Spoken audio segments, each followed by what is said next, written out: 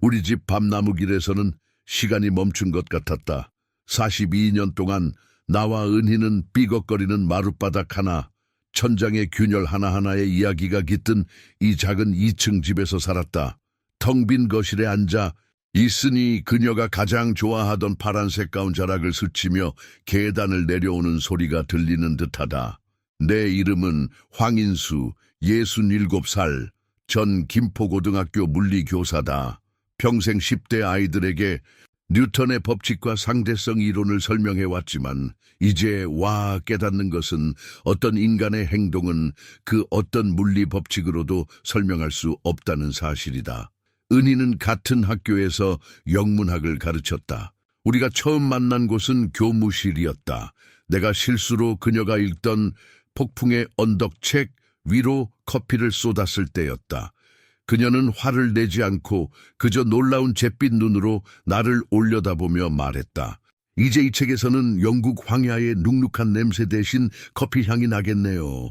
2달 후 우리는 결혼했다. 우리의 삶은 오래된 수학의 정석 문제처럼 단순하고 예측 가능했다. 아침 7시 식사 3시까지 근무. 그리고 돌아와서는 학생들 과제 채점, 저녁 식사, 가끔 호수까지 산책. 주말이면 은희는 정원을 가꾸고 나는 낚시를 했다. 우리는 이국적인 나라로 여행을 가거나 예술품을 수집하지 않았다. 우리의 저축은 주택담보대출을 갚고 집을 유지하고 딸을 교육하는 데 쓰였다. 개운이는 은희가 32, 내가 35에 태어났다. 거의 10년을 기다려 얻은 늦둥이였다. 그래서 우리가 아이를 너무 오냐오냐 키웠는지도 모른다. 아니면 은희의 미모와 나의 고집을 물려받았기 때문일지도. 하지만 우리 딸의 성격은 복잡했다. 고등학생 때부터 개운이는 우리를 부끄러워하기 시작했다. 부모가 자신이 다니는 학교의 평범한 교사라는 사실을 창피해했다. 친구 수진이네 부모님처럼 최신형 벤츠가 아닌 낡은 현대차를 몬다는 것을, 우리 집이 김포의 부촌이 아닌 공단 옆에 있다는 것을, 왜 우리는 봄방학 때 발리에 못 가? 아이는 발을 구르며 물었다. 내 대학 등록금을 모아야 하니까. 은희는 차분하게 대답했다. 반면에 나는 교육의 가치와 절제의 미덕에 대해 설교하고 싶은 충동을 억누르며 대개 침묵했다. 대학도 개운이를 바꾸지는 못했다. 그녀는 은희가 사랑했던 인문학이나 물리와 수학 성적으로 보아 재능이 있었던 자연과학 대신 경영대학을 선택했다. 전 아빠랑 엄마처럼 푼돈 벌자고 종이 쪼가리나 만지고 싶지 않아요. 진짜 돈을 벌고 싶다고요. 떠나기 전날 밤 딸아이는 나에게 그렇게 말했다. 2학년 때 개운이는 박민준을 만났다. 완벽한 미소와 마철루만 한 야망을 가진 키 큰 청년이었다. 그는 금융을 전공하며 여의도를 꿈꿨다. 은희는 그를 처음 만났을 때부터 좋아하지 않았다. 저 사람 뭔가 가짜 같아요, 인수 씨. 학교에 새로 들인 하이그로시 가구처럼 번쩍거리긴 하는데 차갑게 느껴져요. 개운이가 남자친구를 우리에게 소개해준 저녁 식사 후에 그녀는 내게 말했다. 나는 그녀의 말을 대수롭지 않게 넘겼다. 젊은이가 야망이 좀 있는 것 같은데 그게 나쁜 건가? 게다가 우리 딸을 끔찍이 아끼는 것 같던데. 적어도 그때는 그렇게 생각했다. 그들은 대학을 졸업하자마자 결혼했다. 대부분 민준의 부모님 돈으로 치른 호화로운 결혼식은 패션 잡지 화보 같았다. 개은이는 내 3달치 월급보다 비싼 드레스를 입고 빛났다. 은희는 우리가 결혼 25주년 기념으로 산 유일하게 좋은 남색 원피스를 입었다. 민준의 어머니 쪽 하객 몇몇이 우리의 소박한 옷차림을 훑어보며 눈빛을 교환하는 것을 보았다. 결혼 후 개은이와 민준은 서울로 이사했다. 그는 투자회사에, 그녀는 보험회사에 취직했다. 그들의 김포 방문은 점점 뜸해졌다. 1년에 한 번 크리스마스에, 가끔 추수감사절에 더 재미있는 계획이 없다면 말이다. 전화도 드물어졌다. 개은이는 항상 바쁘고 중요한 프로젝트와 회의가 있다고 했다. 은희는 결코 불평하지 않았지만 벽난로 위에 놓인 어린 개은이의 사진을 볼 때면 그녀의 눈에 깃든 슬픔을 볼 수 있었다. 우리의 삶은 그렇게 잔잔하게 흘러가다가 어느 가을날 은희가 복통을 호소하면서 모든 것이 바뀌었다. 처음에는 내가 실험적으로 끓인 찌개 때문에 체한 줄 알았지만 통증은 일주일, 이주일, 한 달이 지나도 사라지지 않았다. 마침내 내가 고집을 부려 종합검진을 받게 했다. 진단은 사형 선고처럼 들렸다. 췌장암 4기. 전이는 이미 간과 림프절까지 퍼져 있었다. 의사는 치료 선택지에 대해 무언가 말했지만 그의 눈은 이미 우리에게 판결을 내리고 있었다. 진료 직후 개운이에게 전화했다. 딸은 조용히 듣고는 주말에 오겠다고 했다. 그녀는 2주 후에 와서 하루 종일 전화로 고객과 통화하다가 계속 연락하겠다는 약속을 남기고 떠났다. 그 후 6개월은 병실, 링거, 진통제, 그리고 내가 은희의 침대 옆에 앉아 그녀의 손을 잡고 지사하는 조용한 밤들의 끝없는 연속이었다. 그녀는 내 눈앞에서 쓰러져 갔지만 단 한 번도 불평하지 않았다. 가장 힘든 날에도 미소를 지으며 내게 오늘 하루는 어땠는지 물어볼 힘을 냈다. 개은이는 일주일에 한 번, 주로 점심시간에 전화했다. 의례적인 말로 가득 찬 짧은 통화였다. 그녀는 크리스마스와 은희가 호스피스로 옮겨진 2월에 2번 더 왔다. 2번 다 그녀는 무슨 말을 해야 할지, 어떻게 행동해야 할지 모르는 사람처럼 불편해 보였다. 민주는 업무 핑계를 대며 한 번도 오지 않았다. 은희는 어느 조용한 봄날 아침에 세상을 떠났다. 내가 옆에 앉아 그녀의 손을 잡고 있었는데 그녀는 그저 숨을 멈췄다. 그녀의 마지막 말은 미안해요, 개은이. 인수 씨, 걔는 그냥 잘 몰라서 그래요. 였다. 장례식은 소규모로 치러졌다. 학교 동료 몇 명, 오랜 친구 2명, 이웃들. 개은이와 민주는 장례식 날 아침에 도착했다. 딸은 창백했지만 마치 어머니가 아닌 먼 친척의 장례식에 참석한 것처럼 초연한 태도를 유지했다. 민주는 계속 휴대폰을 확인했다. 모두가 흩어진 후 개은이는 갑자기 변했다. 그녀는 일주일 동안 머물며 집안일을 돌보고 요리를 하고 내 기분을 물었다. 민주는 다음 날 떠났지만 그녀는 남았다. 이 변화는 나를 놀라게 했다. 개은이는 성인이 된 후 단 한 번도 이런 관심을 보인 적이 없었다. 아빠, 앞으로 어떻게 하실지 생각해 보셨어요? 사흘째 되던 날, 우리가 베란다에서 저녁을 먹고 있을 때 그녀가 물었다. 살던 대로 살아야지. 나는 질문에 놀라 대답했다. 가끔 과외 아르바이트나 다시 시작할까 하고. 하지만 이 집은 혼자 살기엔 너무 크잖아요. 그리고 계단도 아빠 연세에는 위험해요. 내 나이에. 나는 씩 웃었다. 뉴턴은 내 나이에 미적분학을 만들고 운동 법칙을 발견했지. 그리고 난 아직 숨도 안 차고 2층에 거뜬히 올라갈 수 있단다. 개은이는 내 농담에 웃지 않았다. 진심이에요, 아빠. 민준 씨랑 얘기해봤는데 서울 근교에 아주 좋은 실버타운이 있어요. 제가 주말마다 찾아뵐 수 있고요. 네가 네 엄마를 찾아왔던 것처럼 말이니? 그 말이 그냥 튀어나왔다. 그녀의 얼굴에 떠오른 표정을 보고 후회했다. 그건 불공평해요. 그녀가 차갑게 말했다. 전 일하느라 바빴어요. 모든 걸 내팽개치고 김포로. 이사 올 수는 없었잖아요. 아무도 너더러 이사 오라고 하지 않았어. 하지만 네 엄마는 6개월 동안 죽어가고 있었단다, 개은아. 넌 그동안 3번 엄마를 봤어. 매주 전화했잖아요. 회의. 중간에 10분씩 짬을 내서요. 우리는 말을 멈췄다. 개운이는 냅킨을 만지작거렸다. 나는 석양을 바라보고 있었다. 은희가 죽은 후 처음으로 한 심각한 다툼이었다. 죄송해요. 그녀가 마침내 말했다. 전 그냥 아빠를 챙겨드리고 싶어서 그래요. 혼자 계시니까 걱정이 돼서요. 그녀의 목소리는 진심처럼 들렸지만 그녀의 눈빛 속 무언가가 나를 경계하게 했다. 어렸을 때 비싼 장난감을 사달라고 조를 때 보았던 바로 그 눈빛이었다. 내 걱정은 고맙다만 난 어디에도 가지 않을 거다. 나는 단호하게 말했다. 이 집이 내 엄마와 함께한 내 인생에서 남은 전부니까. 다음 날 개은이는 아빠가 힘들지 않게 엄마 물건을 좀 정리하자고 제안했다. 나는 내가 준비가 되면 직접 하겠다며 거절했다. 그녀는 휴가를 내서 집 정리를 도와주겠다고 고집했다. 집은 완벽하게 정돈되어 있어. 내가 반박했다. 내 엄마가 항상 잘 관리했거든. 하지만 고칠 게 많잖아요. 개운이가 계속 말했다. 현관 계단도 삐걱거리고 침실 벽지도 바랬어요. 부엌은 70년대 박물관 같고요. 내 엄마와 나는 우리 부엌을 사랑했단다. 하지만 이제 아빤 혼자잖아요. 변화가 필요한 때일지도 몰라요. 집을 팔 수도 있고요. 그 돈으로 좋은 요양원에 들어갈 수 있을 거예요. 그때 무언가 잘못되었다는 느낌이 들었다. 개운이는 우리 집을 낡아빠진 고물이라 부르며 한 번도 관심을 보인 적이 없었다.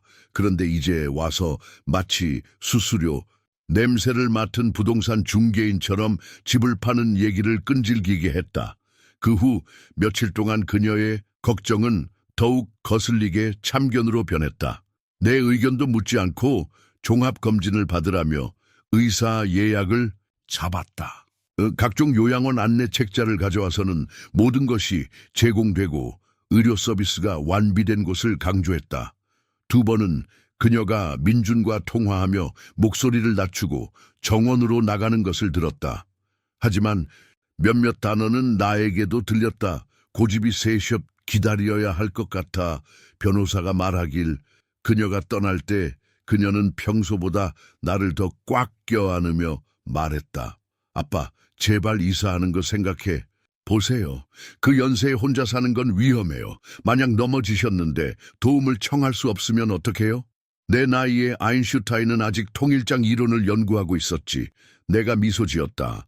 날 너무 일찍 퇴물 취급하지 말거라, 개운아. 전 그냥 아빠가 걱정돼서 그래요. 엄마 일도 있었잖아요.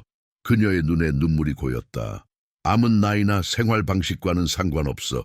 그냥 운 나쁜 복권 같은 거지. 내가 그녀의 말을 잘랐다. 그녀는 고개를 끄덕이고 내 뺨에 입을 맞추고 떠났다. 나는 텅 빈 집에 홀로 남아 내 딸의 갑작스러운 관심이 내 건강이 아니라 전혀 다른 무언가에 대한 것이라는 의심을 키워갔다. 그날 밤 나는 은희의 꿈을 꾸었다. 그녀는 우리 정원에서 가장 좋아하던 장미들 사이에 앉아 책을 읽고 있었다. 고개를 들어 나를 보며 미소 짓더니 말했다. 조심해요, 인수 씨. 모든 사람이 보이는 것처럼 단순하지는 않아요. 잠에서 깼을 때 나는 오랫동안 어둠 속에서 낡은 집이 삐걱거리는 소리를 들으며 누워 있었다. 꿈에서 은희가 한 말은 무슨 뜻이었을까? 그리고 개운이는 왜 수년간의 무관심 끝에 갑자기 내 안위를 그렇게 걱정하는 걸까? 머릿속을 스쳐 지나간 생각은 너무 터무니없어서 침실의 공허함 속으로 웃음이 터져 나왔다. 내 딸이 나를 상대로 무언가를 꾸미고 있다고, 지위와 돈에 대한 영원한 갈증을 가진 개운이라 해도 그건 너무 심한 일일 것이다.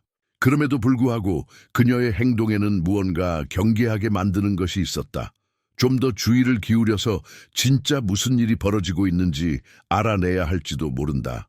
개운이가 떠나고 2주 후 삶은 새로운 틀에 안착했다. 텅 비고 조용하지만 여전히 정해진 일상이었다.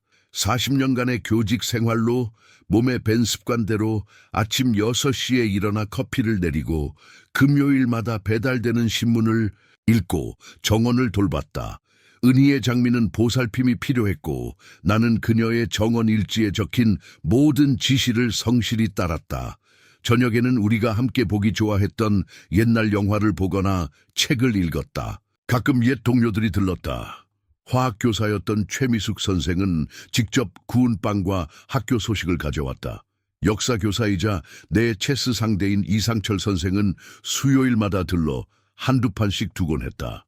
개운이는 매일 때로는 2번씩 전화했다. 이 전화들은 불안할 정도로 집요했다.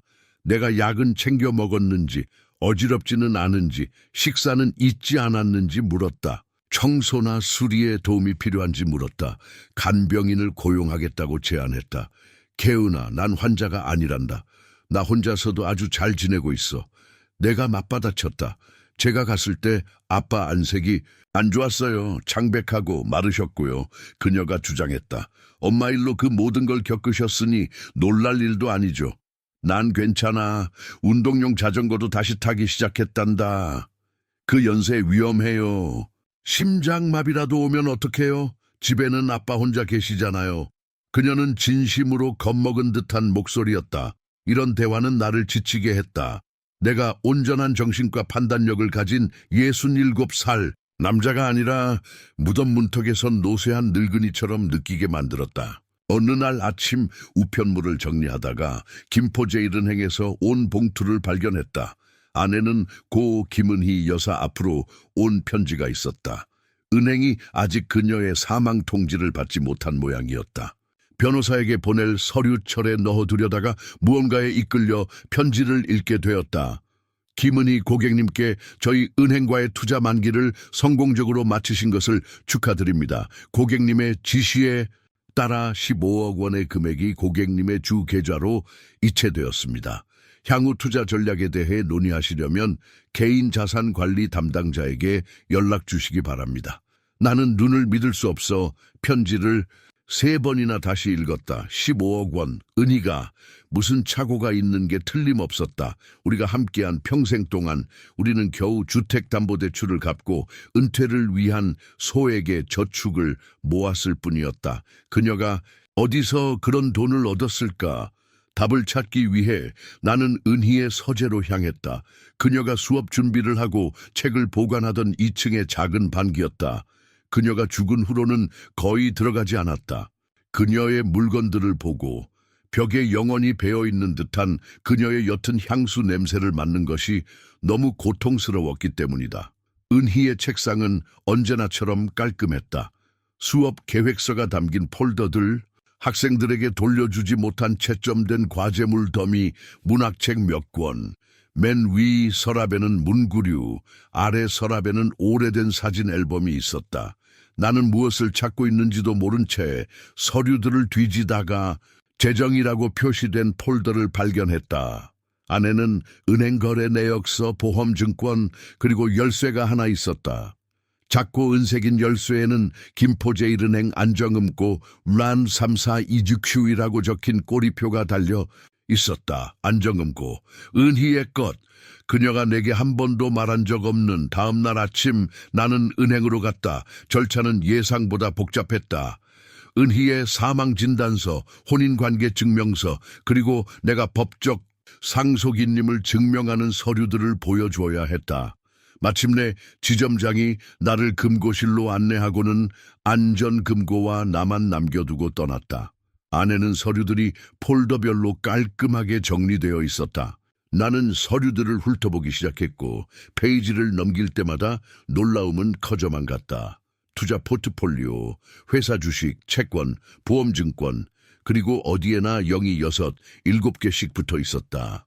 이 서류들에 따르면 은희는 100억 원이 넘는 재산을 가지고 있었다.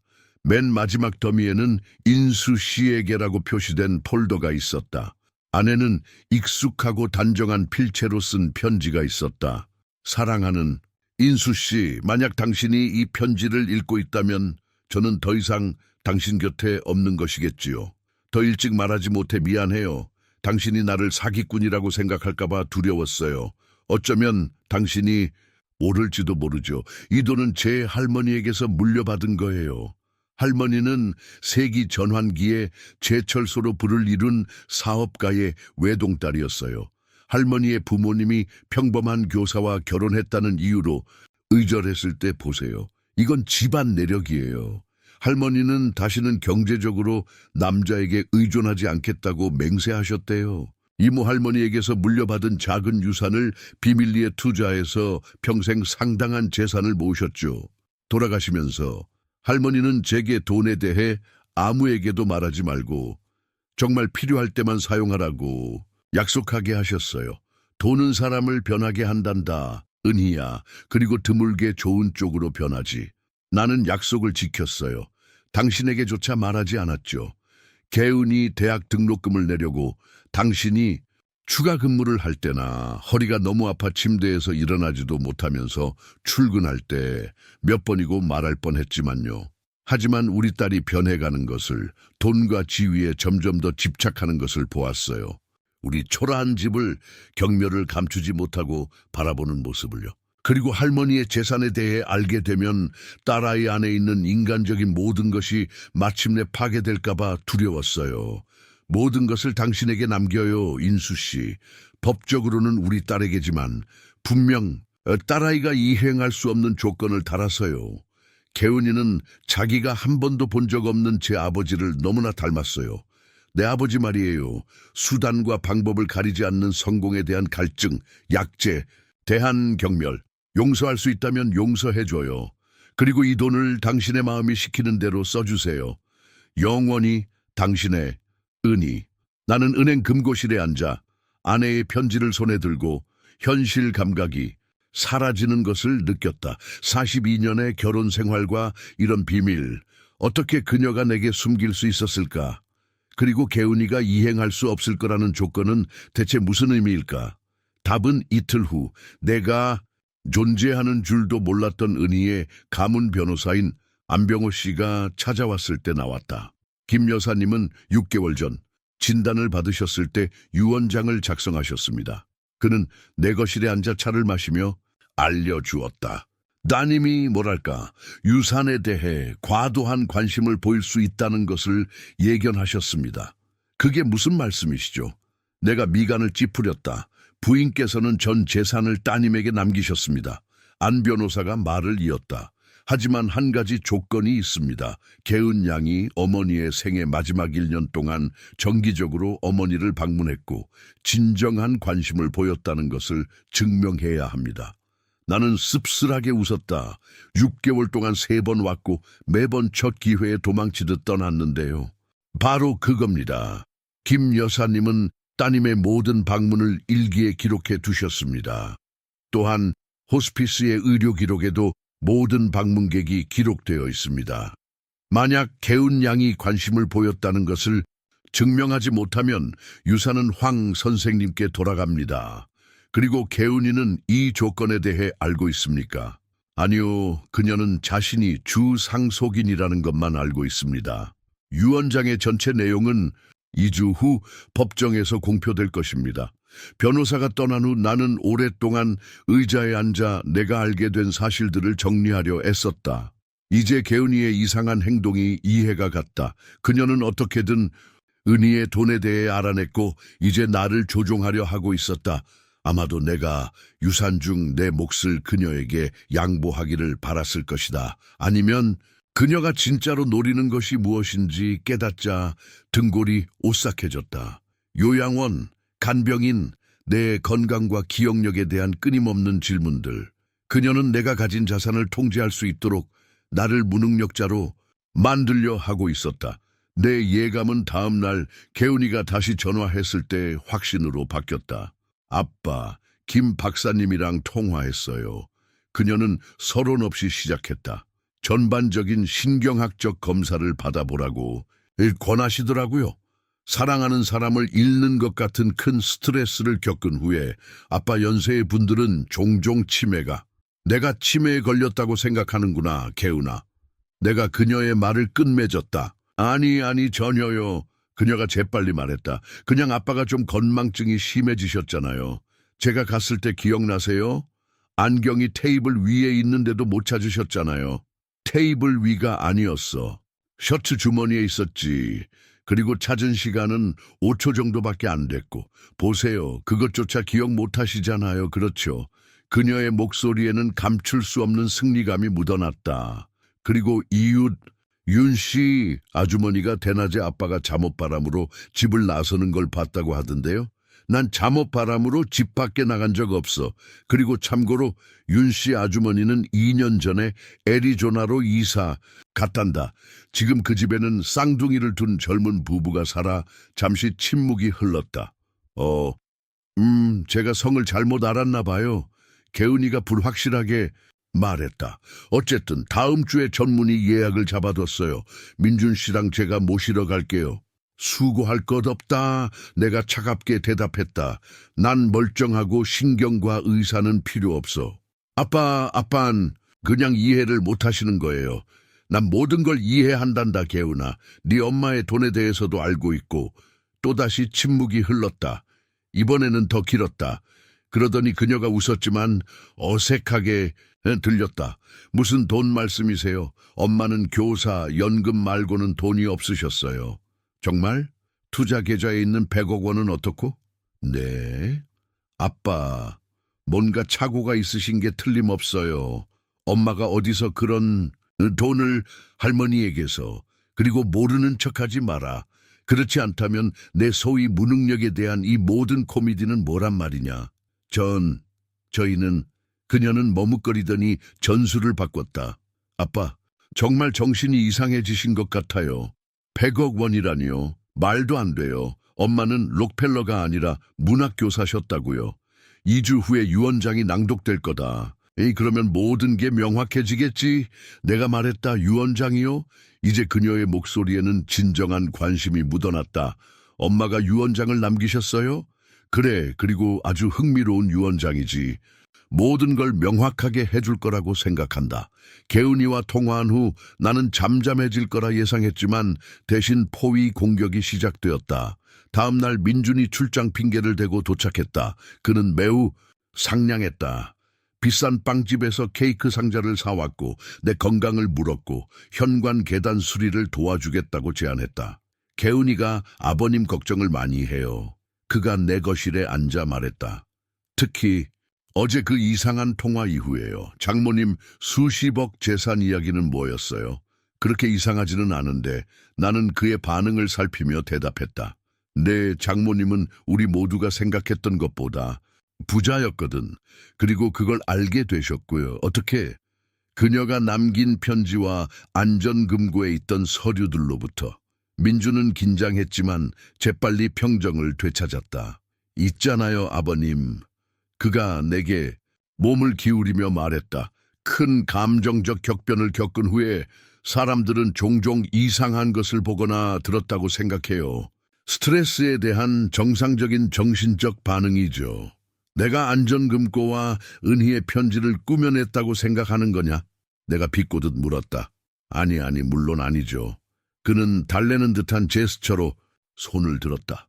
그냥 아버님이 보신 것을 잘못 해석하셨을 수도 있다는 거죠. 아마 다른 액수에 대한 것이었거나 아니면 내가 정신이 나가서 있지도 않은 수십억을 보고 있는 거거나. 내가 그의 말을 끝맺었다. 민주는 당황했지만 금방 제정신을 차렸다. 개운이가 아버님이 좀 산만해지셨다고 하더라고요. 그건 아버님 연세에는 한 번만 더 내 나이라고 말하면 내가 정말로 좀 부적절하게 행동할지도 모른다. 내가 그에게 경고했다. 이제 괜찮다면 이웃과 채수 약속이 있어서. 민준이 방문한 후 나는 이상한 전화를 받기 시작했다. 개운이가 나를 위해 예약을 했다고 주장하는 어떤 정 박사. 내 일상생활에 어려움이 없는지 궁금해하는 사회복지사. 심지어 어려울 때 영적인 지원을 제공하겠다는 지역교회의 신부까지. 나는 이 모든 것이 개은이와 민준이 꾸민 짓이라는 것을 깨달았다. 그들의 목표는 법정에 제출할 내 무능력의 증거를 모으는 것이었다. 나는 일기를 쓰기 시작했다. 모든 전화통화, 모든 이상한 사건, 날짜, 시간, 이름, 대화 내용을 기록했다. 내 직감은 이 기록들이 유용하게 쓰일 수 있다고 말해주고 있었다. 그리고 마침내 내 딸의 계획의 교활함을 확신하게 한 사건이 일어났다. 어느 날 저녁 초인종이 울렸고 자신을 사회복지사라고 밝힌 젊은 여성이 서 있었다. 이 주소에 도움이 필요한 노인이 있다는 신고를 받았습니다. 그녀가 문 앞에 서서 말했다. 안으로 들어가서 생활 환경을 좀 봐도 될까요? 정확히 누가 신고했죠? 내가 물었다. 그 정보는 비밀입니다. 그녀는 내 어깨 너머로 집 안을 엿보며 대답했다. 하지만 보통 그런 신고는 걱정하는 친척이나 이웃에게서 옵니다. 나는 그녀를 들여보내지 않고 의심스러워 보이는 신분증을 보여달라고 요구했고 확인을 위해 그녀의 상색에 연락하겠다고 말했다. 여성은 재빨리 물러났다. 실제 사회복지사무소에 전화를 걸어보니 내 의심은 사실로 확인되었다. 아무도 내게 직원을 보낸 적이 없었다. 그날 저녁 개운이가 전화했다. 아빠, 방금 사회복지사에게서 전화 받았어요. 그녀는 거짓된 걱정으로 시작했다. 아빠가 집에 들여보내주지도 않고 공격적으로 대하셨다던데요. 그래, 네가 나를 염탐하라고 보낸 가짜 신분증을 가진 여자를 쫓아냈지. 내가 직설적으로 말했다. 네? 제가 누굴 보내요? 왜 그런 말씀을 하세요? 그녀의 분노는 거의 진짜처럼 들렸다. 난 아무도 보내지 않았어요. 내가 확인해 봤으니까. 사회복지사무소에서는 아무도 나에게 보내지 않았어. 그러니 그 여자가 사기꾼이거나 네가 지금 나한테 거짓말을 하고 있는 거겠지. 아빠 점점 편집증적이 되어 가시네요. 그건 아주 불안한 증상이에요. 우리가 진지하게 얘기해야 할 것은 네가 네 엄마의 유산을 손에 넣기 위해 나를 무능력자로 선언하려고 하는 것에 대해서겠지. 내가 그녀의 말을 가로막았다. 그리고 그거 아니? 이 대화는 재판 이후로 미루자. 거기서 아주 흥미로운 사실들이 많이 밝혀질 테니까. 나는 전화를 끊었다. 두려움이 아니라 분노로 손이 떨리는 것을 느꼈다. 어떻게 내 딸이 내게 이럴 수 있을까? 돈이 가족보다 더 중요하다는 말인가? 다음 날 나는 안병호 변호사를 찾아가 지난 며칠간의 모든 이상한 사건에 대해 이야기했다. 그들이 나를 정신 나간 사람처럼 보이게 하려고 하고 있습니다. 아마 유언장 낭독 전에 나를 무능력자로 선언해달라는 청원을 할 계획일 겁니다. 내가 결론 지었다. 안 변호사는 심각한 표정으로 내 말을 들으며 수첩에 메모를 했다. 일지를 쓰신 건 잘하셨습니다. 그가 내 노트를 보며 말했다. 성년 후견 개시 심판 절차에 들어가면 도움이 될 겁니다. 하지만 유언 검인 절차 전에 그걸 해내지는 못할 겁니다. 보통 몇 달이 걸리거든요. 이제 어떻게 해야 합니까? 내가 물었다. 모든 서류를 안전한 곳에 보관하시고 이상한 일들은 계속 기록하세요. 그리고 가장 중요한 것은 도발에 넘어가지 마세요. 그들이 당신의 부적절한 대화를 녹음하거나 증인들 앞에서 공격적인 행동을 하도록 유도할 수도 있습니다. 나는 고개를 끄덕였다. 힘든 싸움이 앞에 놓여 있다는 것을 깨달았다. 하지만 이제 개운이와 민준의 계획을 간파했으니 나는 은희의 기억을 위해, 정의를 위해, 그리고 나 자신의 존엄을 위해 맞서 싸울 준비가 되어 있었다. 변호사 사무실에서 집으로 걸어오는데 익숙한 차가 집 앞에 주차되어 있는 것을 보았다. 개운이와 민준이 예고 없이 도착한 것이었다. 자, 결전의 시작이다. 나는 준비가 되어 있었다. 유언장 낭독일은 9월치고는 유난히 흐렸다. 무거운 구름이 김포 하늘에 드리워져 비를 약속했지만 한 방울도 내리지 않았다. 침실의 낡은 거울 앞에서 넥타이를 매는 내 영혼에도 같은 무거움이 드리워져 있었다. 개은이와 민준이 방문한 후 2주 동안 나는 마치 포위된 것처럼 살았다. 딸과 사위는 전술을 바꿨다. 나를 미친 사람처럼 보이게 하는 대신 타협안을 제시했다. 아빠, 저희가 생각해봤는데요. 마지막 방문 때 개운이가 내 거실에 앉아 말했다. 만약 엄마가 정말 그런 조건을 남기셨다면 법정이나 변호사 없이 가족끼리 해결하는 게 더 낫지 않겠어요? 네가 제안하는 게 뭐지? 나는 무표정한 얼굴을 유지하며 물었다. 아빠는 이 집과 편안하게 사실 수 있는 충분한 돈을 가지시고 나머지는 그녀는 손으로 막연한 제스처를 취했다. 나머지는 민준 씨와 제가 투자해서 불릴 수 있어요. 그게 아빠에게도 이득이 될 거고요. 내가 거절하면 그녀의 얼굴이 순간 일그러졌지만 금방 평정을 되찾았다. 그럼 법정으로 가야 하고 소송은 아빠 연세에는 몇 년이 걸릴 수도 있어요. 그녀는 내 나이라는 말에 대한 내 반응을 기억하고 말을 멈췄다. 이런 상황에서 그걸 원하는 사람은 아무도 없겠죠. 그렇죠? 그렇지. 내가 동의했다. 그러니 그냥 유언장이 발표될 때까지 기다리자. 거기에 모든 게 명시되어 있을 테니까. 하지만 아빠, 개은아, 난 조종당하는 데 지쳤다. 처음에는 내가 정신 나갔다고 증명하려 하더니 이제는 유언장에 뭐라고 쓰여 있는지도 모르면서 타협안을 제시하는구나. 그냥 목요일까지 기다리자. 그녀는 불만스러운 표정으로 떠났고 민주는 그녀에게 무언가 경고하는 듯 의미심장한 눈빛을 보냈다. 그리고 목요일이 왔다. 나는 은희의 장례식을 위해 샀던 유일하게 괜찮은 양복을 입고 그녀가 결혼 30주년 기념으로 선물한 넥타이를 메고 김포 시내에 있는 법원으로 갔다. 법정은 생각보다 작았다. 몇 줄의 방청석, 단상 위에 판사석, 그리고 소송 당사자들을 위한 테이블, 그곳에 개은이와 민준뿐만 아니라 은희의 이웃과 옛 동료 몇몇이 와 있는 것을 보고 놀랐다. 신비한 유산에 대한 소문이 이미 마을에 퍼진 것 같았다. 개은이와 민준은 맨 앞줄에 앉아 있었다. 둘 다 마치 비즈니스 미팅에 참석한 것처럼 비싼 정장을 입고 있었다. 그들은 내게 고갯짓을 하고는 돌아서서 무언가 속삭였다. 나는 뒷줄에 앉아 호기심 어린 마을 사람들의 시선을 등 뒤로 느꼈다. 정확히 10시에 안병호 변호사가 인상적인 서류 폴더를 들고 방으로 들어왔다. 그 뒤를 따라 깔끔하게 다듬은 회색 턱수염을 한 60대 마른 남자인 김 판사가 들어왔다. 모두 일어서 주십시오. 서기가 알렸다. 김포가정법원에서 고 김은희 씨의 유언 검인 심리를 시작하겠습니다. 우리는 일어섰다. 개은이가 재킷을 만지작거리고 민준이 넥타이를 고쳐 매는 것을 보았다. 그들은 긴장했지만 자신감 있어 보였다. 판사는 자리에 앉아 우리에게 앉으라는 손짓을 했다. 안병호 변호사님, 고 김은희 씨의 변호인으로 출석하셨습니까? 판사가 물었다. 네, 재판장님. 안 변호사가 대답했다. 저는 김 여사님께서 6개월 전 온전한 정신과 기억력을 가지고 계실 때 작성하신 공증된 유언장을 가지고 있으며 이는 서류에 첨부된 의료 소견서로 확인됩니다. 진행하십시오. 판사가 고개를 끄덕였다. 안 변호사는 폴더를 열고 몇 장의 종이를 꺼냈다. 유언장은 모든 법적 규범을 준수하여 완전한 형태로 작성되었습니다. 주요 내용을 낭독하겠습니다. 그는 헛기침을 하고 시작했다.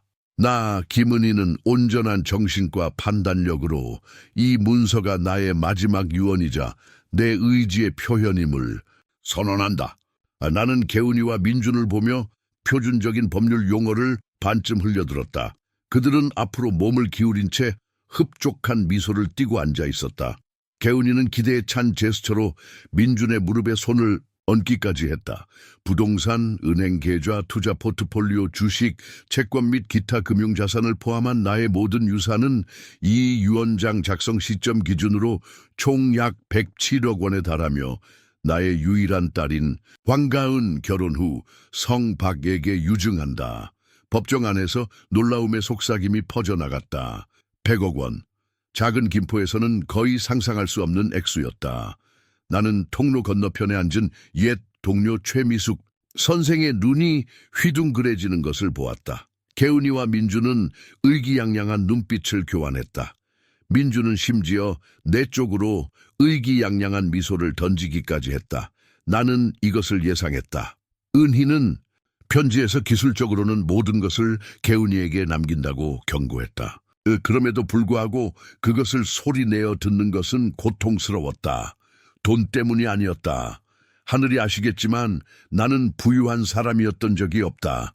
하지만 우리 딸이 생애 마지막 몇 달 동안 제대로 돌보지도 않았던 어머니의 유산을 받게 되어 그렇게 노골적으로 행복해한다는 사실 때문이었다.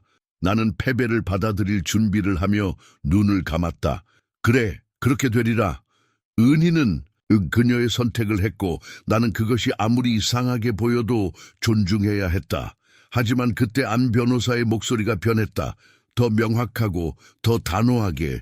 나는 눈을 떴고 변호사가 페이지를 넘기고 이제 개은이를 똑바로 쳐다보고 있는 것을 보았다. 그러나 그가 말을 이었다. 상기상속은 다음 조건이 충족될 경우에만 가능합니다.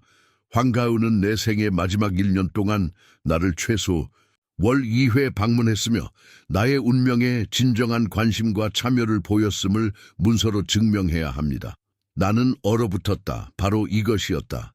은희가 편지에서 말했던 조건, 개은이가 절대로 이행할 수 없는 조건. 이 조건을 이행하지 못할 경우 안 변호사가 말을 이었다. 나의 모든 유산은 나의 남편 황인수에게 상속된다. 법정 안에 침묵이 흘렀다. 나는 시선을 개은이에게로 옮겼다. 그녀의 얼굴에서 핏기가 가셨고 입술은 하얗게 질려 있었다. 마치 뒤통수를 한 대 맞은 것 같았다. 민주는 그녀 옆에서 얼어붙었고 그의 의기양양한 미소는 불신의 경련으로 변했다. 이건 무슨 착오가 있는 거예요. 개은이가 마침내 일어나며 말했다. 전 엄마를 정기적으로 찾아뵈었어요. 매주 전화도 드렸고요. 말씀을 마치겠습니다, 박 여사님. 안 변호사가 퉁명스럽게 말했다. 유언장에는 다음과 같이 명시되어 있습니다. 조건이 이행되었음을 확인하기 위해 나는 내 딸의 모든 방문을 기록하는 일기를 썼다. 이 일기는 내 서재의 파란색 상자에 보관되어 있다. 내가 생애 마지막 2달을 보낸 성모 호스피스의 방문 기록 또한 요청할 수 있다. 김 판사는 미간을 찌푸리고 개운이를 보았다. 박 여사, 생애 마지막 1년 동안 어머니를 최소 월 2회 방문했다는 증거를 제출할 준비가 되어 있습니까? 개운이는 혼란스럽게 민준을 돌아본 후 다시 판사를 향해 돌아섰다. 물론 엄마를 찾아뵈었죠. 아마 항상 월 2회는 아니었을지도 몰라요. 서울에서 일이 바빠서 김포에 그렇게 자주 올 수는 없었어요.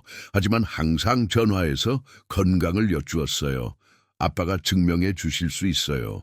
모든 시선이 내게로 향했다. 나는 천천히 일어섰다. 재판장님, 나는 평정을 유지하려 애쓰며 말했다. 제 아내가 아팠던 6개월 동안 우리 딸은 3번 왔습니다. 전부 합쳐서 죽어가는 어머니와 약 15시간을 보냈습니다. 전화에 관해서는 실제로 매주 왔고 평균적으로 약 10분 정도 지속되었습니다. 사실이 아니에요. 개은이가 분노로 떨리는 목소리로 외쳤다. 저는 엄마한테 훨씬 더 자주 전화했고 방문하려고 노력했지만 미룰 수 없는 중요한 일과 프로젝트가 있었어요. 말씀하신 그 일기를 검토해봐야 할 것 같습니다. 판사가 말했다. 안 변호사님, 가지고 계십니까? 안 변호사는 고개를 끄덕이고 서류 가방에서 작은 파란색 상자를 꺼냈다. 항상 은희의 책상 위에 있던 바로 그 상자였다. 나는 그녀가 수백 번 그 상자에 숨기는 공책에 무언가 적는 것을 보았다. 그녀가 우리 딸의 방문 기록을 남기고 있었다는 것은 전혀 몰랐다. 판사는 상자를 받아 열고 얇은 가죽 표지의 공책을 꺼냈다. 그는 몇 분 동안 조용히 페이지를 넘기며 읽다가 고개를 들어 개은이를 보았다. 이 기록에 따르면 박 여사, 당신은 어머니의 생애 마지막 1년 동안 정확히 7번 어머니를 방문했습니다. 그중 3번은 그녀가 아직 병을 알기 전인 첫 6개월 동안이었습니다. 진단 후에는 추수감사절, 크리스마스, 2월 14일, 그리고 호스피스로 옮겨진 날에 방문했습니다. 모든 방문의 총 지속 시간은 약 26시간이었습니다. 이는 유언장의 조건이 요구하는 것보다 현저히 적습니다. 개은이는 더욱 창백해졌다. 민준이 그녀의 어깨에 손을 얹었지만 그녀는 뿌리쳤다. 이 일기는 아무것도 증명하지 못해요. 그녀는 평정을 유지하려 애쓰며 말했다. 엄마가 뭔가를 헷갈리셨을 수도 있어요. 강한 진통제를 맞고 계셨고 그게 현실 인식을 흐리게 했을 수도. 그렇다면 안 변호사가 끼어들었다. 성모 호스피스의 의료 기록을 참조할 수 있습니다. 저는 그 데이터에 접근할 권한을 가지고 있습니다. 그는 서류 가방에서 또 다른 폴더를 꺼내 판사에게 건넸다. 여기에는 해당 기간 동안의 모든 환자 방문 기록이 있습니다. 보시다시피 박 여사님은 호스피스에 계신 어머니를 2번 방문했습니다. 이송 당일과 2월 14일 밸런타인데이에 2 방문 모두 1시간 미만으로 짧았습니다. 개은이는 벌떡 일어섰고 그녀의 얼굴은 분노로 일그러졌다. 이건 음모예요. 아빠가 엄마를 저한테서 등 돌리게 한 거예요. 엄마는 항상 아빠를 더 사랑했어요. 항상 아빠 편을 들었죠. 박 여사, 판사가 엄하게 말했다. 정숙을 유지해 주시기 바랍니다. 여기는 공식적인 법정입니다. 무슨 정숙이요? 개은이는 거의 비명을 질렀다. 저를 상속에서 제외시키려고 공모하고 있잖아요. 엄마는 아프셨어요. 자기가 뭘 하는지도 몰랐다고요. 그리고 저 사람, 그녀는 떨리는 손가락으로 나를 가리켰다. 저 사람이 엄마의 재산을 이용한 거예요. 재판장님, 내가 차분하게 말했다. 제 아내는 돌아가시기 6개월 전 완전히 의식이 있을 때 유언장을 작성했습니다. 그녀의 결정은 신중하고 계획적인 것이었습니다. 그녀는 우리 딸이 생애 마지막 몇 달 동안 최소한의 보살핌과 관심을 보여주기를 바랐을 뿐입니다. 그건 큰 요구가 아니었습니다. 그건 조종이에요. 개운이가 고집을 부렸다. 엄마는 내가 그렇게 자주 올 수 없다는 걸 아셨어요. 저는 직장 생활을 하잖아요. 일부러 불가능한 조건을 설정하신 거예요. 월 2회가 불가능한 조건이라고 내가 조용히 물었다. 넌 여기서 차로 3시간 거리에 살아, 개운아. 세상 반대편에 사는 게 아니라고. 전 아빠랑은 다르게 커리어가 있잖아요. 그녀가 내뱉었다. 당신들은 평생 이 후진 동네에서 쥐꼬리만 한 교사 월급 받으면서 살았잖아요. 그리고 내가 마침내 성공하니까 질투한 거죠. 두 분 다. 민준이 그녀를 진정시키려 했지만 그녀는 그의 손을 뿌리쳤다. 개운아, 앉아. 그가 이를 악물고 속삭였다. 상황만 더 악화시키고 있어. 하지만 그녀는 너무 격분해서 들으려 하지 않았다. 이 유언장 불복할 거예요. 그녀는 판사를 향해 선언했다. 엄마는 작성 당시 무능력 상태였어요. 아빠가 엄마를 조종한 거예요. 유언장 작성 당시 김 여사님의 상태에 대한 의료 소견서가 있습니다. 안 변호사가 끼어들었다. 서류에 첨부되어 있습니다. 의사는 그녀가 온전한 정신이었고 자신의 행동의 의미를 이해했다고 확인합니다. 주위에 깊게 듣고 있던 김 판사가 침묵을 요구하며 손을 들었다. 모두 진정하고 사실로 돌아가야 할 것 같습니다. 그가 말했다. 제출된 서류에 따르면 김 여사님은 법적으로 완벽한 유언장을 온전한 정신으로 작성했습니다. 그녀는 딸에 대한 상속에 명확한 조건을 설정했고 기록에 따르면 그 조건은 이행되지 않았습니다. 따라서 고인의 뜻에 따라 그녀의 유산은 배우자인 황인수 씨에게 상속됩니다. 개운이는 마치 한 대 맞은 것처럼 비틀거렸다. 민준이 그녀의 팔꿈치를 부축했다. 안 돼. 그녀가 속삭였다. 안 돼. 불가능해. 100억 원. 우리 인생을 바꿔줄 돈이었는데. 박 여사. 판사가 말을 이었다. 유언장에 불복할 권리는 있습니다만 어머니의 무능력이나 강압에 대한 실질적인 증거 없이는 성공 가능성이 희박하다는 것을 경고해야 합니다. 오늘 제출된 모든 서류는 김 여사님의 의지가 명확하고 모호하지 않게 표현되었음을 확인시켜 줍니다. 개운이는 벤치에 주저앉아 두 손으로 얼굴을 가렸다. 민준이 그녀의 귀에 무언가 속삭였지만 그녀는 반응하지 않았다. 나는 벌어지고 있는 일에 충격을 받아 앉아 있었다. 안 변호사가 유언장의 내용에 대해 경고했지만 개은이의 반응을 보는 것은 고통스러웠다. 돈에 대한 실망 때문이 아니라 우리 사이의 간극이 얼마나 깊은지 깨달았기 때문이었다. 내 딸은 진정으로 어머니에 대한 기억보다 어머니의 유산을 더 가치 있게 여겼다. 당사자들의 다른 정원이 없다면 판사가 말했다. 고 김은희 씨의 유언이 유효하고 집행 가능함을 선언하며 고인의 전 재산은 배우자인 황긴수 씨에게 상속됩니다. 이 법정은 폐정합니다. 그가 의사봉을 내리쳤고 그 소리는 법정을 감싸고 있던 마비를 깨뜨리는 것 같았다. 사람들은 웅성거리기 시작했고 자리에서 일어나 개운이와 내게 호기심 어린 시선을 던졌다. 안 변호사가 내게 다가와 악수를 청했다. 축하드립니다, 황 선생님. 자산 관리에 대해 궁금한 점이 있으시면 언제든 도와드리겠습니다. 나는 한마디도 할 수 없어 고개를 끄덕였다. 일어난 모든 일이 나쁜 꿈처럼 비현실적으로 느껴졌다. 개운이는 마침내 일어섰다. 그녀의 얼굴은 분노와 원망으로 일그러져 있었다. 이게 끝이 아니에요. 그녀는 나를 지나치며 말했다. 내 것이 될 권리가 있는 걸 당신이 훔쳐가게 두지 않을 거예요. 개운아, 내가 조용히 말했다. 이건 돈 문제가 아니었어. 네 엄마는 그냥 네가 필요할 때 곁에 있어 주길 바랐을 뿐이야. 위선자, 그녀가 뱉어냈다. 당신들은 항상 위선자였어. 수십억을 숨겨놓고 겸손한 교사인 척했지. 난 내 엄마가 돌아가신 후에야 돈에 대해 알게 됐단다. 내가 대답했다. 그리고 그녀는 수십억을 숨긴 게 아니야. 그냥 부를 인생에서 가장 중요한 것으로 여기지 않았을 뿐이지. 너와는 다르게 개운이는 으르렁거리는 듯한 소리를 내고는 재빨리 출구로 향했다. 민주는 내게 차가운 시선을 던지고 그녀를 따라갔다. 나는 텅 빈 법정 한가운데에 서서 이상한 공허함을 느꼈다. 기쁨을 느껴야 했을까? 아니면 적어도 정의가 실현되었다는 안도감을 느껴야 했을까? 하지만 대신 나는 깊은 슬픔을 느꼈다. 내 딸, 내 유일한 자식이 방금 그녀의 진짜 얼굴을 보여주었고 그 얼굴은 탐욕과 이기심으로 왜곡되어 있었다. 황 선생님, 안 변호사가 내 옆에 서서 조용히 말했다. 생각을 정리할 시간이 필요하실 겁니다. 하지만 준비가 되시면 상속 재산 처리에 대해 논의해야 합니다. 신경 써야 할 투자 건들이 좀 있습니다. 네, 물론이죠. 나는 멍하니 대답했다. 내일이나 다음 주에 편하실 때요.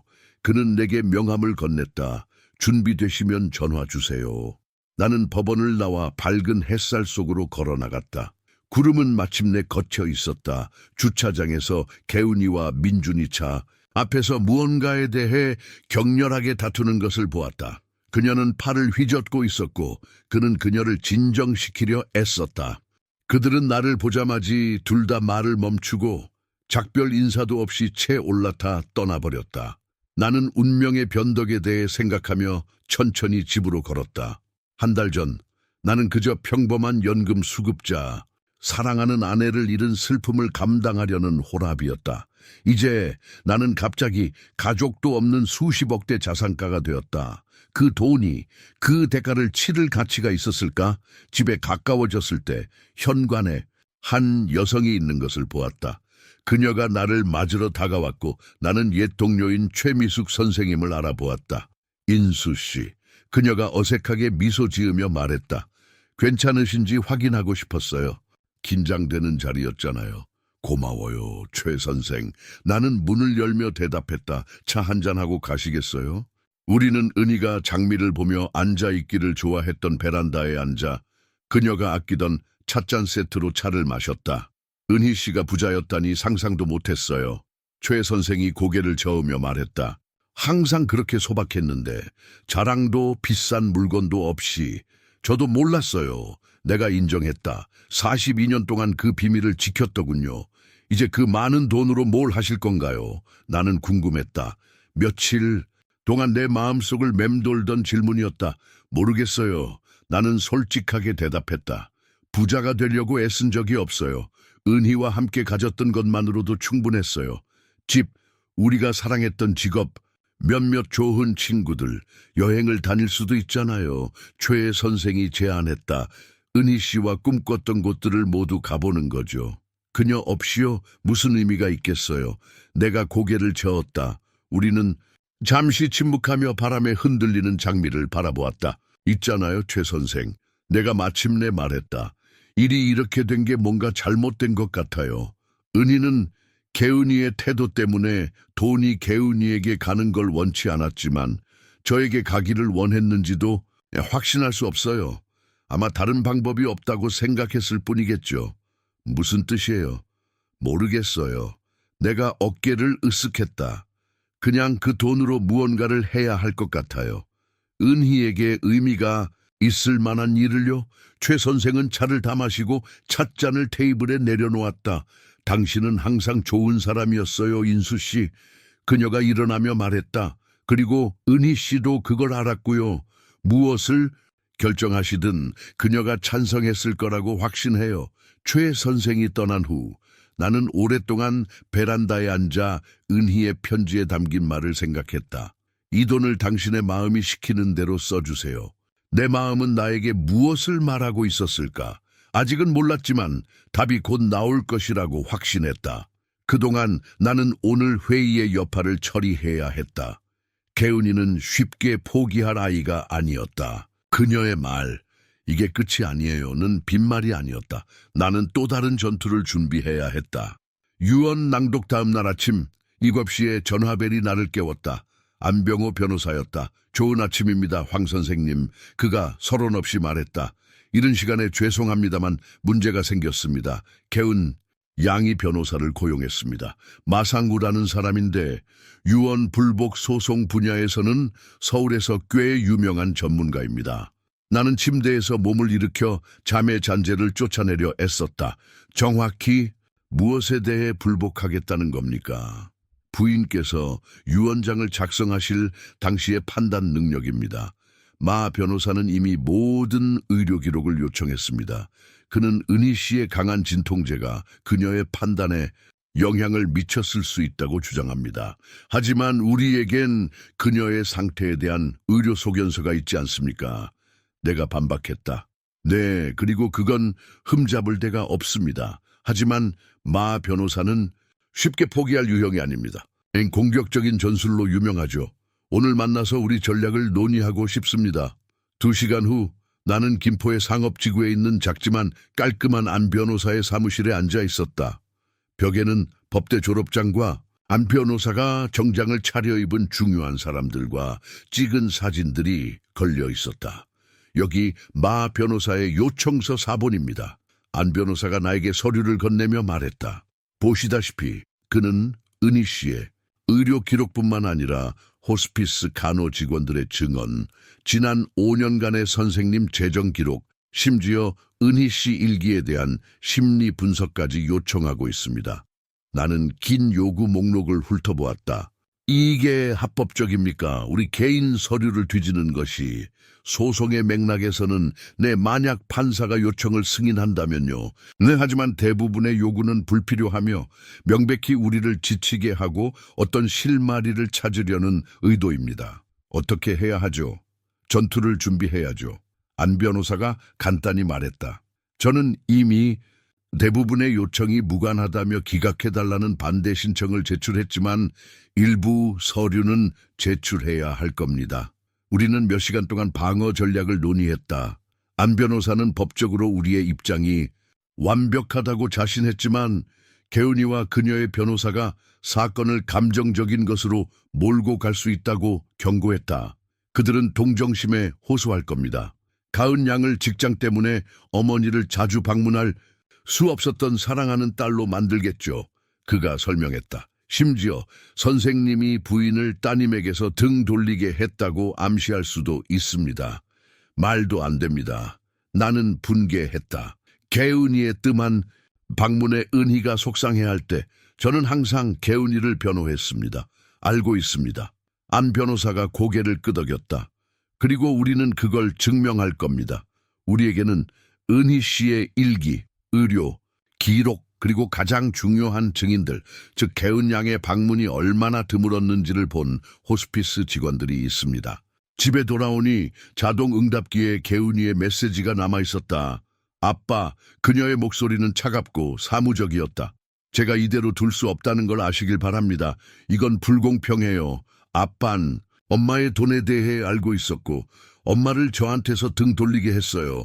타협안을 제시할게요. 50대 50, 거절하기 전에 신중하게 생각하세요. 마상우 변호사는 업계 최고고 그는 엄마의 과거를 샅샅이 뒤질 준비가 되어 있어요. 아빠 연세에 이게 필요한 일인지 생각해 보세요. 협박. 이제 그녀는 노골적인 협박으로 넘어갔다. 나는 메시지를 지웠다. 돈 때문이 아니었다. 나는 여전히 그 돈으로 뭘 해야 할지 몰랐지만 내 딸이 얼마나 타락했는지에 대한 분노가 끓어올랐다. 개은이의 소송에 대한 첫 심리는 일주일 후에 잡혔다. 그동안 안 변호사는 모든 가능한 비난을 반박하는 인상적인 서류처를 모았다. 유언장 작성 당시 은희의 정신이 명료했음을 확인하는 의사의 증언, 개은이의 전화가 실제로 짧고 형식적이었음을 보여주는 통화 기록, 은희가 딸에 대해 얼마나 자주 물었고 그녀가 방문하지 않을 때 얼마나 속상해했는지에 대한 호스피스 간호사들의 증언, 심리 당일 김포법원은 꽉 찼다. 평범한 문학교사의 100억 원 유산과 이를 둘러싼 스캔들 소식은 산불 속도로 마을에 퍼져나갔다. 내가 건물에 들어설 때 지역 신문 기자가 인터뷰를 시도하기까지 했다. 아내는 개은이와 민준이 이미 기다리고 있었고 둘 다 비싼 정장을 입고 돌처럼 굳은 얼굴을 하고 있었다. 그들 옆에는 날카로운 이목구비와 차가운 눈을 가진 키 크고 마른 남자인 마상우 변호사가 앉아 있었다. 그는 먹이를 덮칠 준비가 된 맹금류처럼 보였다. 김 판사는 10시 정각에 입장했다. 형식적인 절차가 끝난 후 마 변호사가 발언했다. 재판장님, 그가 자리에서 일어나며 시작했다. 제 의뢰인 박계운 여사는 어머니 김은희 씨의 유언이 2가지 이유로 무효라고 생각합니다. 첫째, 김 여사님은 판단력에 영향을 미칠 수 있는 진통제의 영향에 있었습니다. 둘째, 남편인 황인수 씨가 딸에 대한 불가능한 조건을 유언장에 포함시키도록 압력을 가하고 조종했다는 강력한 이유가 있습니다. 분노로 얼굴이 화끈거리는 것을 느꼈다. 안 변호사가 안심시키려는 듯 내 어깨에 손을 얹었다. 박 여사님은 바쁜 사업가로서 직장을 그만두고 김포로 이사와 어머니를 돌볼 수 없었습니다. 마 변호사가 말을 이었다. 그녀는 자신의 상황 안에서 최선을 다했습니다. 전화하고 가능할 때 방문했죠. 월 2회 방문이라는 규정은 비현실적이었고 딸의 상속권을 박탈할 유일한 목적으로 유언장에 포함되었습니다. 마 변호사가 말을 마치자 안 변호사가 발언했다. 그는 모든 혐의를 조목조목 반박했고 유언장 작성 당시 은희의 명료한 정신 상태를 확인하는 주치의의 소견서를 제시했으며 내가 아내의 사망 이후에야 유언장의 존재를 알게 되었다는 점을 강조했다. 안 변호사는 그 후 은희의 일기를 서류 가방에서 꺼내 그녀가 유언장에 그 조건을 포함시킨 동기를 설명하는 몇몇 구절을 읽었다. 그녀는 상속이 그것에 달려 있다는 것을 알면 개운이가 더 신경 쓸 것이라고 희망했다.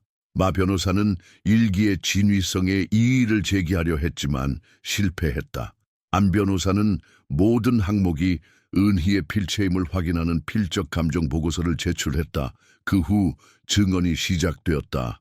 나는 은희와의 관계, 개운이가 병든 어머니를 얼마나 드물게 방문했는지, 아내의 재산에 대해 그녀가 죽은 후에야 알게 된 경위에 대해 이야기했다.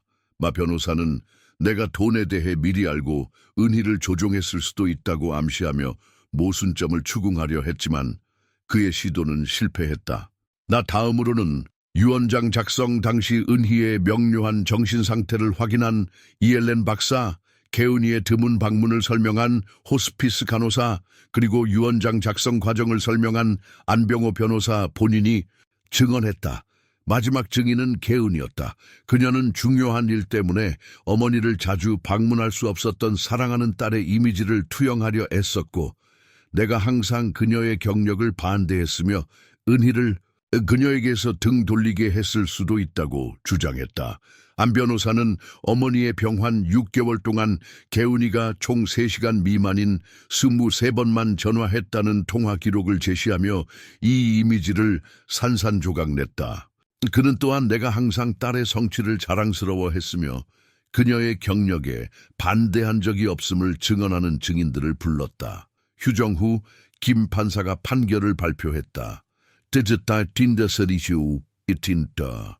제출된 모든 증거를 검토한 결과 본 법원은 고 김은희 씨의 유언이 유효하고 집행 가능하다고 판단합니다. 김 여사님이 유언장 작성 당시 무능력 상태였거나 어떠한 강압에 있었다고 믿을 이유가 없습니다. 월 2회 방문 조건은 어머니가 딸에게 한 합리적인 요구였으며 박 여사님이 이 조건을 준수하지 않은 것은 법적 결과를 초래합니다. 즉 유산이 고인의 배우자인 황인수 씨에게 이전되는 것입니다. 박 여사님의 유언 불복 소송은 기각합니다. 개은이는 자리에서 벌떡 일어섰고 그녀의 얼굴은 분노로 일그러져 있었다. 불공평해요. 저 사람은 그 돈을 받을 자격이 없어요. 돈에 대해 알지도 못했잖아요. 박 여사, 판사가 엄하게 말했다. 법정 질서를 지켜주시기 바랍니다. 무슨 질서요? 그녀는 거의 소리쳤다. 아빠 재산 100억 원을 사기당했는데 질서 타령이세요. 민준이 그녀를 진정시키려 했지만 개운이는 그의 손을 뿌리쳤다. 개운아, 내가 그녀에게 다가가며 말했다. 이건 돈 문제가 아니었어. 네 엄마는 그냥 마지막 날들에 네가 곁에 있어 주길 바랐을 뿐이야. 엄마 얘기 꺼내지도 마세요. 개은이가 내뱉었다. 평생 엄마를 조종했잖아요. 겸손한 물리교사, 헌신적인 남편인 척. 사실은 엄마 돈에 손댈 기회만 노리고 있었던 거죠. 그게 사실이 아니란 건 너도 알잖니. 내가 조용히 말했다. 제가 아는 건 아빠가 제 상속 재산을 훔쳤다는 것뿐이에요. 그녀는 판사를 향해 돌아섰다. 항소할 겁니다. 필요하다면 대법원까지 갈 거예요. 그건 당신의 권리입니다. 김 판사가 차분하게 대답했다. 그동안 이 법정은 패정합니다. 나와 안 변호사는 기자들과 호기심 어린 시민들에게 둘러싸여 법정 밖으로 걸어 나왔다. 개은이와 민주는 안에 남아 마 변호사와 다음 대책을 논의하는 듯했다. 축하드립니다. 안 변호사가 내 손을 잡으며 말했다. 정의가 실현되었습니다. 네? 나는 별다른 기쁨 없이 대답했다. 하지만 무슨 대가로요? 전 딸을 잃었습니다. 오늘 따님을 잃으신 게 아닙니다, 황 선생님. 안 변호사가 부드럽게 말했다. 따님이 가족보다 돈과 지위가 더 중요하다고 결정했을 때 훨씬 더 일찍 잃으신 것 같습니다. 나는 그가 옳다는 것을 깨달으며 고개를 끄덕였다. 개은이는 오래전 은희의 병과 유언장 훨씬 이전에 이미 자신의 선택을 했다. 오늘의 재판은 그 선택을 모두에게 명백하게 했을 뿐이었다. 밖으로 나가니 몇 주 만에 처음으로 비가 내리기 시작했다. 나는 법원 캐노피 아래 서서 아스팔트 위를 두드리는 빗방울을 보며 인생의 기묘한 아이러니에 대해 생각했다. 평생 은희와 나는 돈 한 푼 아껴가며 소박하게 살았다. 그리고 이제 나는 갑자기 꿈에도 그려보지 못했던 부자가 되었다. 하지만 함께 나눌 가족이 없다면 돈이 무슨 소용인가. 등 뒤에 문이 열리고 개은이와 민준이 현관으로 나왔다. 그녀는 나를 보자 잠시 얼어붙더니 내 쪽은 쳐다보지도 않고 지나쳐갔다. 민준은 나에게 차가운 시선을 던지며 그녀를 따랐다. 개은아, 내가 불렀다. 우린 아직 얘기할 수 있어. 이 모든 건 다른 방식으로 해결될 수 있단다. 그녀가 돌아섰고 나는 그녀의 눈에서 너무나 큰 증오를 보아서 한 걸음 물러섰다. 우리 사이에 더 이상 논의할 건 없어요. 그녀가 말했다. 가족보다 돈을 택했잖아요. 그 수십억 할 수 있을 때 즐기세요. 난 돈을 택하지 않았어. 내가 맞받아쳤다.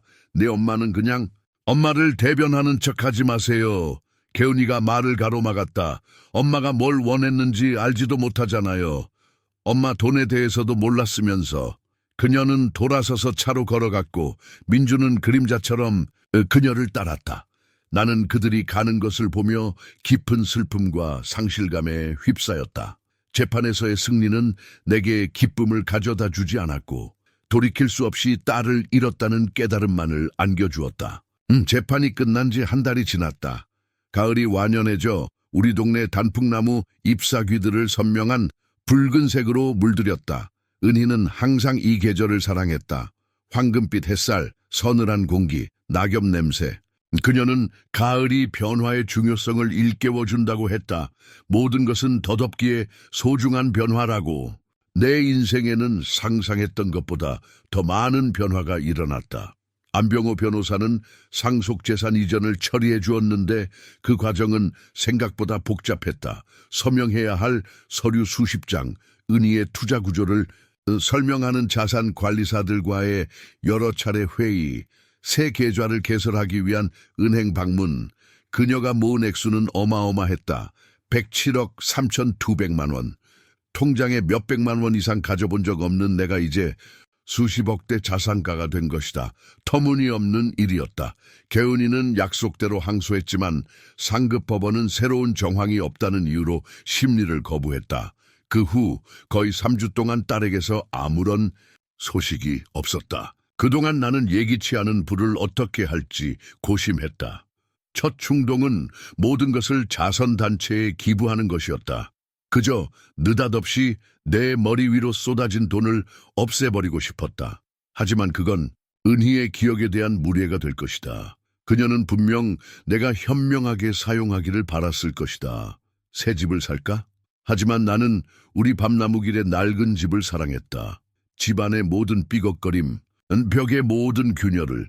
여행은 어떨까? 하지만 혼자 하는 여행이 무슨 의미가 있을까?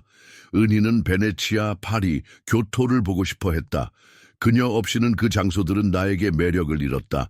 해결책은 뜻밖의 곳에서 찾아왔다. 은희의 서재에서 책을 정리하고 있을 때였다. 책장에는 프로젝트라고 적힌 폴더가 있었다. 안에는 저소득층 영재의 아동들을 위한 교육재단 아이디어의 개요가 들어있었다. 은희는 그 개념을 상세히 기술해 놓았다. 대학 장학금, 연구 프로젝트 지원금, 재능 개발을 위한 여름학교, 얼마나 많은 유능한 아이들이 단지 부모가 제대로 된 교육을 시켜줄 돈이 없다는 이유만으로 과학과 예술계에서 사라지는가. 그녀는 냈었다. 만약 내게 기회가 있다면 그런 아이들에게 기회를 줄 재단을 만들고 싶다. 단순히 돈만이 아니라 진정한 지원, 멘토, 자원에 대한 접근, 심리적 도움, 그들의 제한된 기회의 세계에서 무한한 가능성의 세계로 나아가는 데 도움이 될 어떤 종류의 지지대를. 서재 바닥에 앉아 이 메모들을 손에 들고 있을 때 나는 문득 답을 찾았음을 깨달았다. 이것이 나의 유산이 되어야 한다. 은희와 나의 유산, 그녀의 꿈을 이룰 그녀의 이름을 딴 재단. 다음 날 나는 안 변호사에게 전화해 내 아이디어를 설명했다. 그는 계획을 승인하며 비영리 단체 전문 변호사를 소개해 주겠다고 제안했다. 새로운 회의와 상담, 서류 작업의 톱니바퀴가 돌아가기 시작했다. 나는 김포에서 편안한 노후를 보내기에 충분하고도 남을 5억 원을 남기기로 결정했다. 나머지 돈은 김은희 영재 아동재단에 기부될 것이었다. 이런 준비가 한창일 때 개운이에게서 전화가 왔다. 그녀의 목소리는 마지막으로 봤을 때보다 부드러웠다. 아빠 어떻게 지내세요? 그녀는 거의 다정하게 물었다. 나쁘지 않아, 고맙다. 나는 그녀의 말투에 놀라 대답했다. 너는? 있잖아요. 있었던 일에 대해 많이 생각해 봤어요. 그녀는 잠시 뜸을 들인 후 말했다. 어쩌면 제가 엄마가 아프실 때 정말 충분한 관심을 기울이지 못했는지도 몰라요. 일, 스트레스. 하지만 엄마를 사랑했어요. 정말로요. 나는 무슨 말을 해야 할지 몰라 침묵을 지켰다. 그녀가 진심으로 뉘우치는 걸까? 아빠, 뵙고 싶어요. 개은이가 말을 이었다. 변호사나 판사 없이 조용히 얘기하고 싶어요. 어쩌면 우리가 모든 걸 바로잡을 방법이 있을지도 몰라요. 그녀의 목소리 속 무언가가 나를 경계하게 했다. 몇 주간의 분노에 찬 비난 후에 너무나 갑작스러운 변화였다. 그래. 나는 조심스럽게 동의했다. 언제 오고 싶니? 괜찮으시다면 이번 주말에 민준 씨랑 갈 수 있어요. 알겠다. 기다리고 있으마. 개은이와 통화한 후 나는 안 변호사에게 전화해 곧 있을 방문에 대해 알렸다. 그 역시 내 딸의 진심에 대해 의구심을 표했다. 조심하십시오, 황 선생님. 그가 조언했다. 그녀가 가져올지도 모르는 어떤 서류에도 서명하지 마시고 가능하시다면 만일을 대비해 대화를 녹음해 두십시오. 토요일 아침 차가 멈추는 소리가 들렸다. 거실 창문을 통해 개은이와 민준이 비싼 SUV에서 내리는 것을 보았다. 둘 다 흠잡을 데 없는 모습이었다. 비싼 옷차림, 자신감 있는 움직임. 하지만 그들의 모습에는 마치 큰 공연을 준비하는 것처럼 어딘가 긴장된 구석이 있었다. 개은이는 문 앞에서 나를 껴안았다. 아주 오랜만에 받아보는 포옹이었다. 그녀의 향수는 너무 진했고 포옹은 최근에 내 상속 재산을 훔쳤다고 비난했던 사람치고는 너무 꽉 조였다. 아빠, 살이 빠지셨네요. 그녀는 과장된 걱정으로 말했다. 식사는 잘하고 계세요? 아주 잘. 나는 그들을 거실로 안내하며 대답했다. 최미숙 선생이 일주일에 한 번씩 집에서 구운 빵을 가져다 주고 나머지 시간엔 나 혼자 점심 차려 먹을 능력은 충분하단다. 우리는 내가 이미 차와 과자를 준비해둔 테이블에 앉았다. 개은이는 마치 마지막 방문 이후 무엇이 바뀌었는지 평가하는 것처럼 방을 둘러보았다. 민주는 긴장해 보였지만 미소를 지으려 애썼다. 그래, 의례적인 인사를 나눈 후 내가 시작했다. 얘기하고 싶다고 했지? 개운이가 깊은 숨을 들이쉬었다. 네, 아빠, 민준 씨와 저는 있었던 일에 대해 많이 생각해 봤고, 이 불화가 무의미하다는 결론에 이르렀어요. 우린 결국 가족이잖아요. 엄마도 우리가 돈 때문에 싸우는 걸 원치 않으셨을 거예요. 동감이다. 내가 고개를 끄덕였다. 은희가 속상해했겠지. 바로 그거예요. 개운이가 활기를 띠었다. 엄마는 항상 가족 간의 유대를 소중히 여기셨어요. 그래서 어쩌면 우리가 타협점을 찾을 수 있지 않을까 생각했어요. 우리 둘 댁에 맞는 그런 거요. 어떤 종류의 타협을 제안하는 거니? 그녀는 잠시 망설이다가 말을 이었다. 예를 들어 우리가 상속 재산을 함께 관리하는 거죠. 가족 신탁이나 투자 회사를 설립할 수 있어요. 아빠는 남은 평생 안정적인 수입을 얻으시고 민준 씨와 제가 자산을 관리하는 거예요. 민준 씨는 투자 경험이 많아서 돈을 많이 불릴 수 있을 거예요. 민준이 열정적으로 고개를 끄덕였다. 염두에 둔 유망한 프로젝트가 몇 개 있습니다. 그 정도의 초기 자본이라면 5년에서 7년 안에 액수를 3배로 늘릴 수 있습니다. 나는 그들이 정말로 내가 그런 제안에 동의할 것이라고 믿는지 확인하려 그들을 유심히 쳐다보았다. 그 모든 일이 있은 후에 안정적인 수입을 대가로 그들에게 돈의 통제권을 넘겨주라고. 흥미로운 얘기구나. 나는 중립적인 톤으로 말했다. 법적으로 그 신탁은 어떤 형태가 되는 거지? 주 수익자는 누가 되는 거고? 법적으로는 아빠가 되시겠죠. 개운이가 재빨리 대답했다. 하지만 민준 씨와 제가 수탁자가 되는 거예요. 그건 수익자가 연로하시고 그런 거액을 관리하는 데 경험이 없으실 때 표준적인 관행이에요. 알겠다. 나는 차를 한 모금 마셨다. 그래서 그 안정적인 수입은 얼마나 되는 거니? 그들은 서로를 쳐다보았다. 월 1,000만 원 정도 생각했어요. 민준이 제안했다. 김포에서 편안하게 사시기에 충분하고도 남을 금액일 겁니다. 나는 마치 제안을 고려하는 것처럼 고개를 끄덕였다. 계약 조건은 어떻지? 내가 원할 때 언제든지 위임권을 철회할 수 있나? 정확히 그렇지는 않습니다. 민준이 조심스럽게 말했다. 효과적인 자산 관리는 안정성과 장기적인 관점이 필요합니다. 저희는 중대한 계약 위반의 경우를 제외하고는 조기 해지 가능성이 없는 최소 10년 계약을 제안합니다. 10년.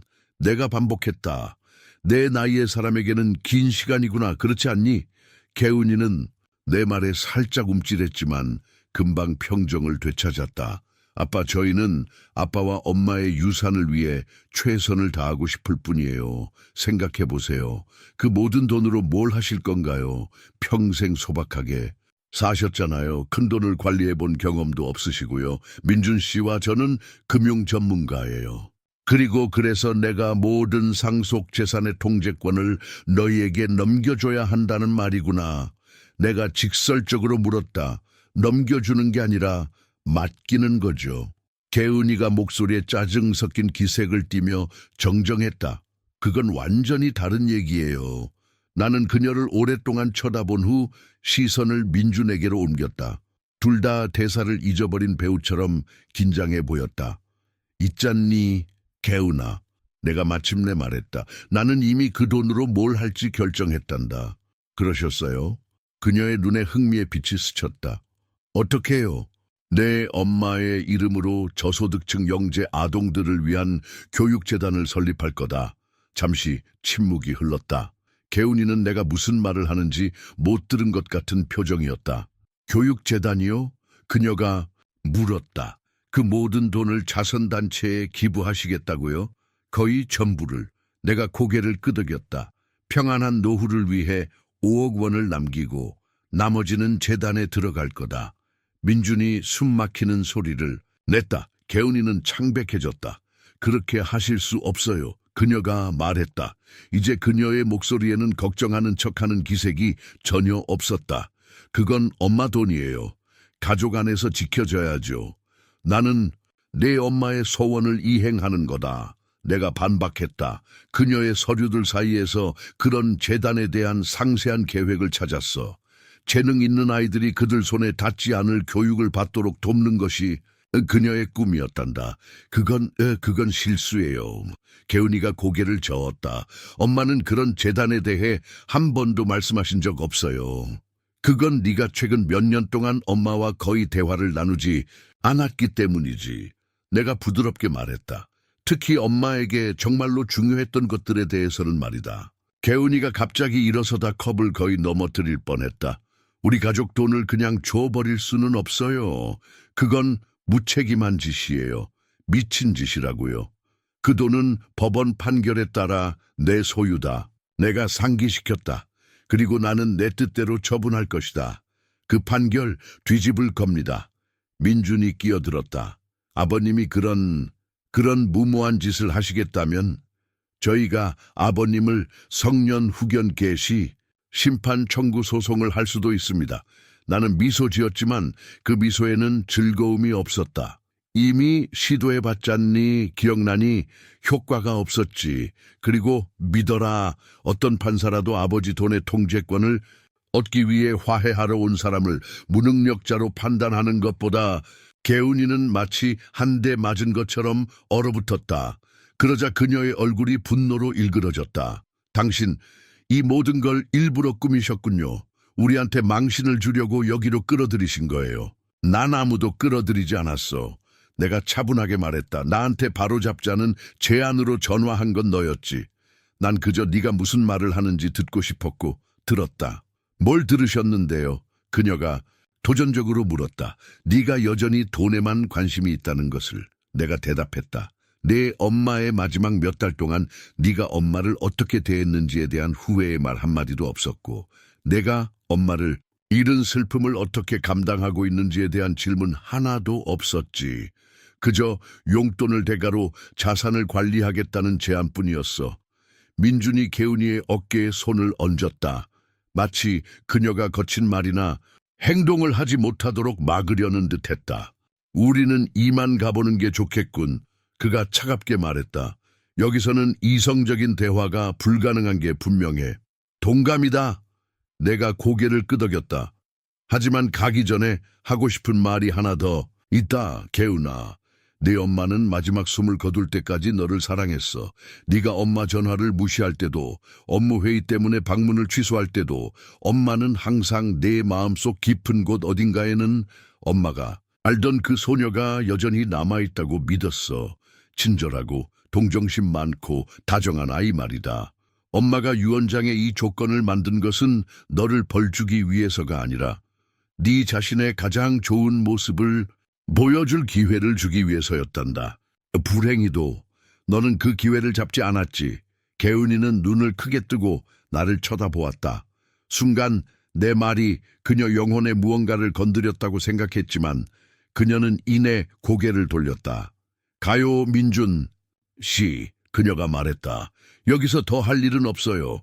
그들은 문을 쾅 닫고 떠났다. 나는 창밖으로 그들의 차가 마당을 빠져나가는 것을 보았고 슬픔과 안도감이 뒤섞인 기묘한 감정을 느꼈다. 내 딸이 마침내 내게서 멀어졌다는 깨달음에서 오는 슬픔과 이제 내가 해야 할 올바른 일이 무엇인지 정확히 알게 되었다는 안도감. 다음 몇 달은 재단을 설립하는 번거로움 속에서 지나갔다. 나는 모든 서류 작업을 완료하고 지원 프로그램을 개발하는데 도움을 줄 경험 많은 팀, 변호사, 자산관리사, 교육자들을 고용했다. 재단 사무실은 이 목적을 위해 특별히 구입한 김포 시내의 작은 건물에 자리 잡았다.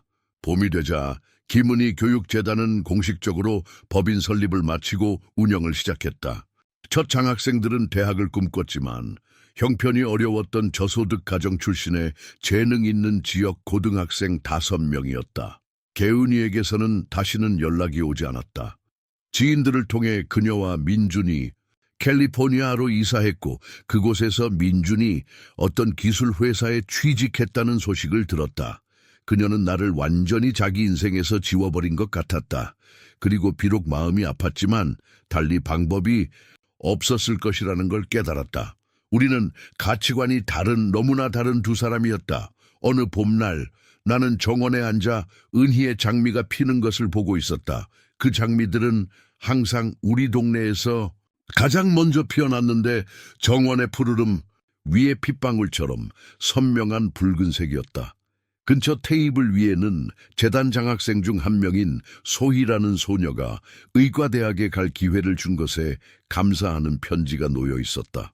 선생님의 지원 덕분에 저는 의사가 되어 사람들을 도울 수 있게 될 거예요. 그녀는 썼다. 선생님의 믿음을 저버리지 않고 미래에는 저 또한 선생님께서 제게 그러셨던 것처럼 지원이 필요한 사람들을 돕겠다고 약속합니다. 나는 편지를 접고 하늘을 올려다 보았다. 놀랍도록 맑고 푸른 하늘에 뭉게구름 몇 개가 동쪽 어딘가로 떠가고 있었다.